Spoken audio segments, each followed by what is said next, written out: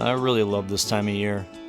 Just the other day we woke up and the clouds were hanging really low after a rainy evening, and it just made for such a cool morning. These clouds and this cold weather, it just seems like time slows down.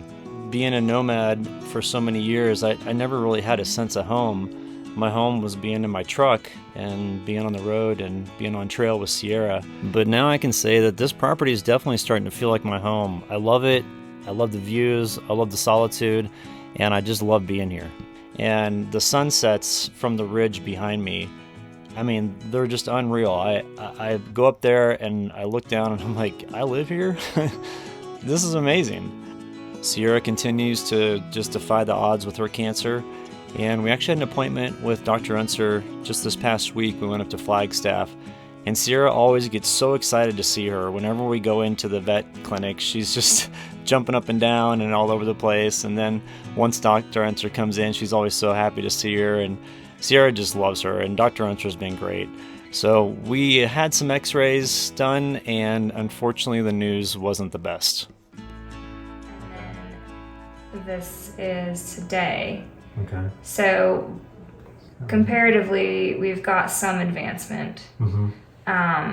But you can still see some lung tissue. I mean, just the fact that she's breathing is incredible. Again, not to be crass, but she's kind of, again, a miracle. I'm going to continue to do my best to take care of Sierra and give her a fighting chance against this cancer. She's already defied the odds in pretty much every category, so my goal is just to maximize the time that we have left together. And one more thing, I want to send a shout out to my buddy Tyler Hughes. He runs the service department up at Findlay Toyota in Flagstaff, and Sierra always gets so stoked every time we go up there and get our truck worked on. So he's been helping me sort through a few things on the Tacoma, and I really appreciate his help.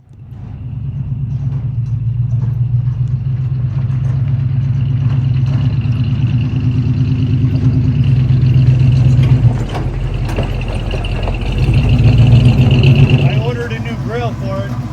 It's not original, but it's a replica.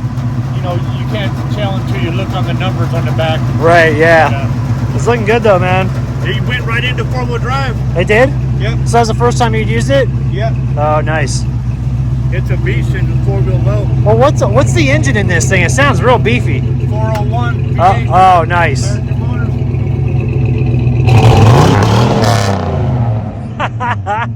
That's awesome.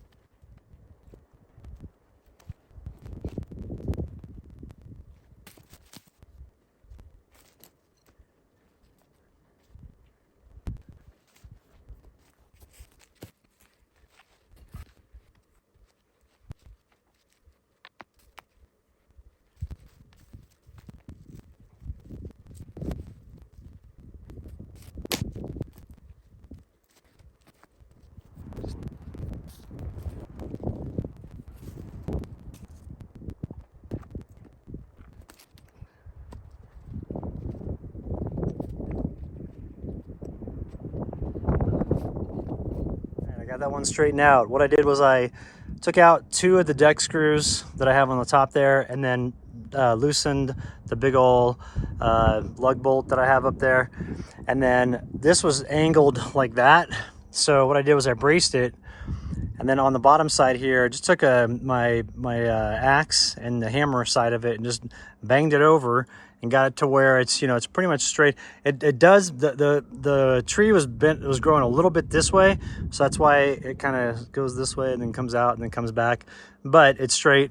I think it looks a lot better, and it's good to go there. So the next thing we want to do, well, I don't know about the next thing, maybe after all the storms, is swap out that one, but I want to straighten another one of these on the other side over there because it's really kind of leaning a little bit.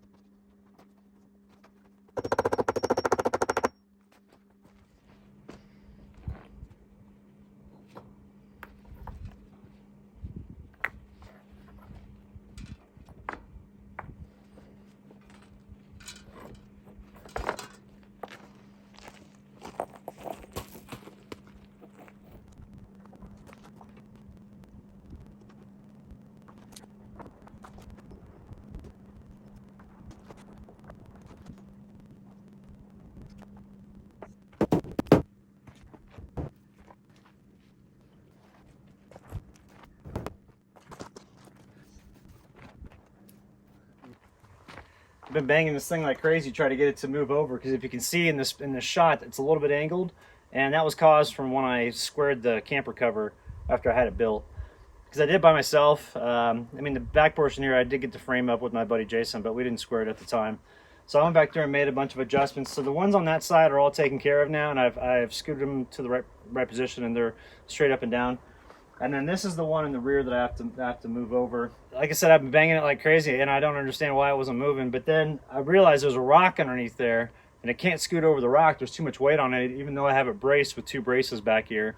And so it can't scoot over the rock because it's kind of sticking out a little bit. So we're going to move that rock and just keep jamming with this.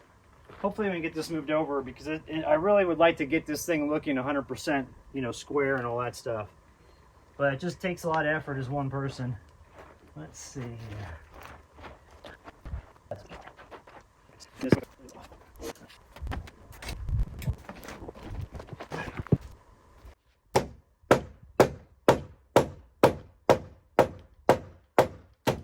All right, looks like it's moving now. That's good stuff.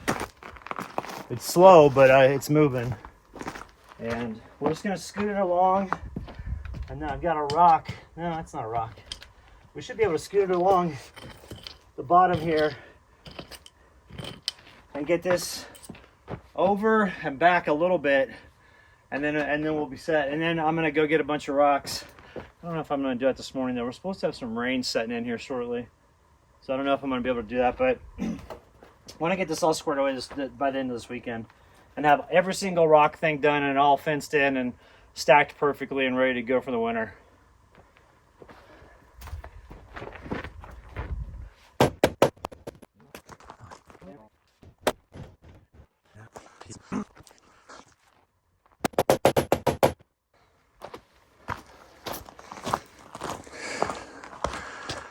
It's getting there.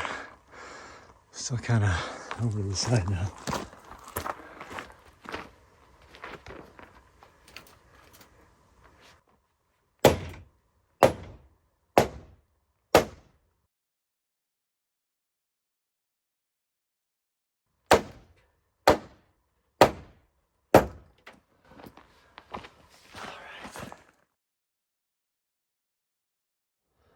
Hey, what's up everyone? All right, so it's Sunday morning and I am packing up to go hot tent camping. We're gonna head out probably later today if I can get all my firewood in order, and we'll be set. So we're gonna go out, there's a place about an hour from here that has, I was doing some research online, it's a kind of a small pond, but I guess it's deep enough in the wintertime where it doesn't freeze solid.